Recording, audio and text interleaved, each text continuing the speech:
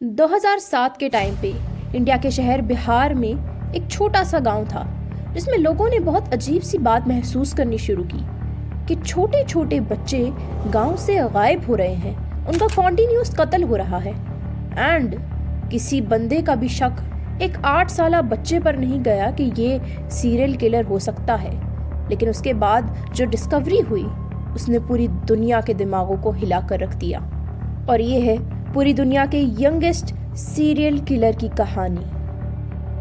मैं आपको वक्त में थोड़ा पीछे ले जाती हूँ 2006 के टाइम पे, जब बिहार के मुशाहर एरिया में एक बहुत ही छोटा सा बच्चा जो कि तकरीबन 1-1.5 साल का होगा, उस बच्चे को शदीद मार पीट कर या फिर गला घोट कर मार दिया जाता है।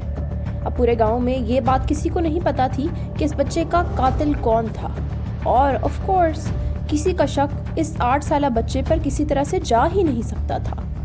गांव वाले और उस बच्चे के माँ बाप पुलिस को बुलाते हैं ताकि पुलिस इन्वेस्टिगेशन स्टार्ट कर सके और इस कत्ल का पता लगा सके।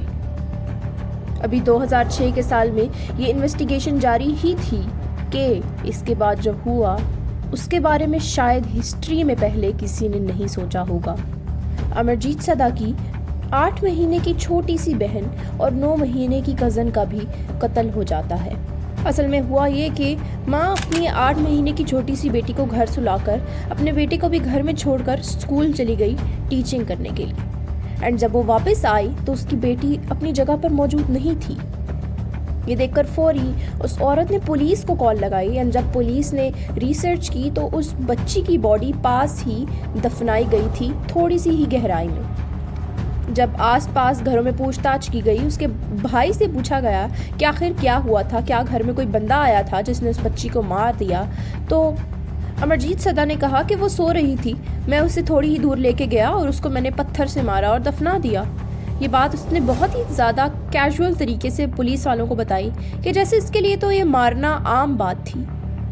जब उस बच्ची की डेड बॉडी उस कब्र से निकाली गई तो वाकई में उस बच्ची को क्रश किया गया था पत्थर से जब तक वो मर नहीं गई। ये बात पूरे गांव में धुएं की तरह फैल गई। एंड विलेजर्स ये कहने लगे कि चूंकि इस बच्ची के लिए बहुत आम बात है ये कत्ल करना, तो ऐसा मालूम होता है कि उस 1.5 साला कज़न का भी कत्ल इसी बच्चे ने किया होगा, चूंकि उसके कत्ल करने का तरीका और इस बच्ची के डेथ होने का तरीका बहुत ज़्यादा सेम है। इवन दो पुलिस के पास कोई ठोस सबूत नहीं था कि बच्चा सच बोल रहा है। उस प्रीवियस कज़न की डेथ इसी बच्चे की वजह से हुई, इसकी बहन को आखिर इसी ने मारा कि नहीं, लेकिन उस बच्चे का मुंह से ये कहना एक बहुत बड़ी बात थी। माँ बाप को अभी तक अपनी औलाद की बात पर यकीन नहीं आ रहा था, लेकिन पुलिस को तो अपना काम करना ही था। इस बच्चे की हाई कोर्ट्स में बहुत पेशी हुई एंड आज के टाइम पे इसको रिमांड होम में रखा गया है, चूंकि ये माइनर बच्चा है, अंडर 18, और इस बच्चे को ना ही उस टाइम पे जेल भेजा जा सकता था और ना ही इसको फांसी दी जा सकती थी। और जब इस बच्चे को पुलिस ले गई इसके माँ बाप से दूर रिमांड होम में, तो इस बच्चे ने रोना पीटना नहीं डाला और आम बच्चों की तरह एक्ट नहीं किया, और यूँ महसूस हो रहा था कि इस बच्चे के अंदर इमोशंस ही नहीं है। तो अगर एक 8 साल का बच्चा आज टॉयज से खेल रहा होता है, गेम्स खेल रहा होता है, वो बहुत ही ज़्यादा मासूम दिमाग का होता है, तो आखिर इस 8 साल के बच्चे के दिमाग में ऐसा क्या चल रहा था कि इसने इकट्ठे ही 3 बच्चों की जान ले ली। शायद ये सब एक छोटे बच्चे से शुरू हुआ हो कि एक 8 साला बच्चा 1.5 साल के बच्चे से किसी खिलौने के लिए लड़ रहा हो और आस पास कोई बड़ा ना हो जो उनको रोक सके। तो शायद अमरजीत सदा ने एक छोटे से गुस्से के टाइम पे उस बच्चे को मारा, और ऐसा कुछ किया कि उस टाइम पे अमरजीत सदा को कुछ ठीक से समझ नहीं आया, लेकिन उसको पता नहीं था कि उसने एक ऐसी इर्रिवर्सिबल चीज़ कर ली है जो कि कभी ठीक नहीं हो सकती। लेकिन शॉकिंग बात ये थी कि इतना बड़ा काम करने के बाद उसको कोई गिल्ट, कोई डर फील नहीं हुआ। एंड यही बात साइकोलॉजिस्ट और डॉक्टर्स को आज तक हैरत में डालती है। और शायद उस पहले कत्ल ने इस बच्चे को बात ये रियलाइज़ करवा दी हो कि अगर मुझे कोई चीज़ पसंद ना आए तो मैं उसको ख़त्म कर सकता हूँ। एंड ये कत्ल करना उसके लिए नॉर्मल बन गया हो, क्योंकि वो एक गरीब घर से ताल्लुक़ रखता था। उसके माँ बाप सुबह काम पे चले जाते थे और शाम को वापस आते थे। उसको निग्लेक्शन फील होती होगी, अनलव्ड फील होता होगा, क्योंकि जब उसके माँ बाप घर आते होंगे तो वो ऑफ कोर्स उसकी बेबी सिस्टर छोटी बहन को ज़्यादा अफेक्शन देते होंगे, जिसकी वजह से वो इमोशनल डिटैचमेंट से उस बच्ची का भी कत्ल कर देता है। एंड इसी तरह अगेन वो 2 छोटे छोटे बच्चों का कत्ल कर देता है।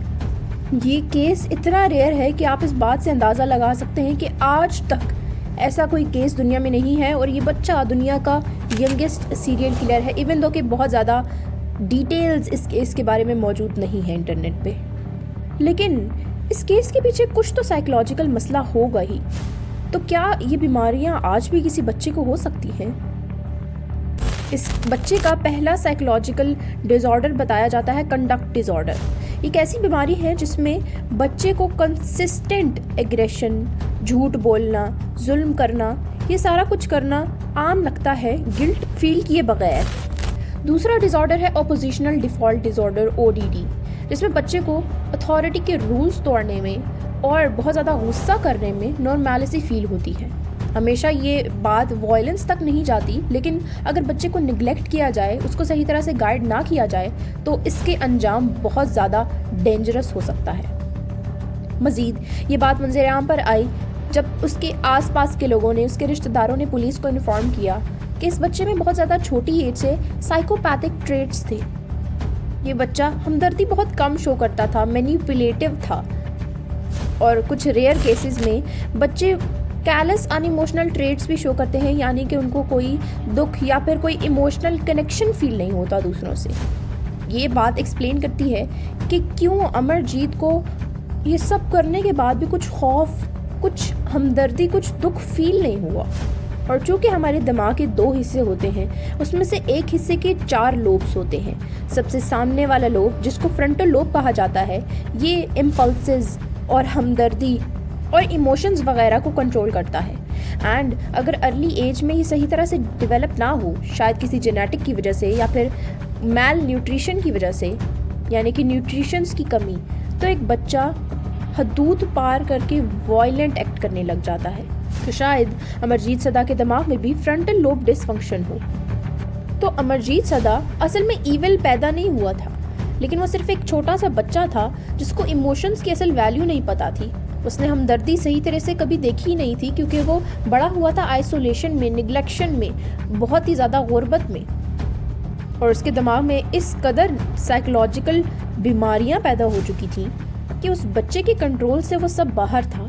ये केस हिस्ट्री का इस कदर रेयर केस है कि आज भी इस केस को youngest serial killer of the world के नाम से जाना जाता है।